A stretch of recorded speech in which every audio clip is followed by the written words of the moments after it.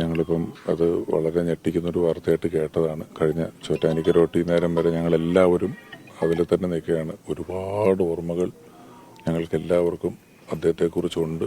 ഭയങ്കര നഷ്ടമാണ്. കാരണം നവാസ്ക എന്ന് പറഞ്ഞാൽ ഒരാൾക്ക് നവാസ്കയെ പറ്റി ഒരു നെഗറ്റീവ് പറയാനുണ്ടാവില്ല. ഒരു കുഴപ്പമില്ലാത്തൊരു കലാകാരൻ, എല്ലാവർക്കും ഇഷ്ടമാണ്. അതാണ് ഇന്നിപ്പോൾ ഞാൻ ഈ നിമിഷം വരെ ഒരു 70-75ഓളം കോളുകൾ ഞാൻ അറ്റൻഡ് ചെയ്തിട്ടുണ്ടാവും. വിശ്വസിക്കാൻ പറ്റുന്നില്ല, സത്യമാണോ വിനോദേട്ടാന്ന് ചോദിച്ചിട്ട് എന്നെ വിളിക്കുന്നത്. കാരണം കഴിഞ്ഞ അമ്മ അസോസിയേഷൻ്റെ ഫാമിലി മീറ്റിലൊക്കെ എല്ലാവരെയും ചിരിപ്പിക്കുകയും ചിന്തിപ്പിക്കുകയും ചെയ്തിട്ട് പോയാണ്. ഞാനൊക്കെ ഒന്ന് കെട്ടിപ്പിടിച്ചിട്ട് അദ്ദേഹത്തിനെ അഭിനന്ദിച്ചു.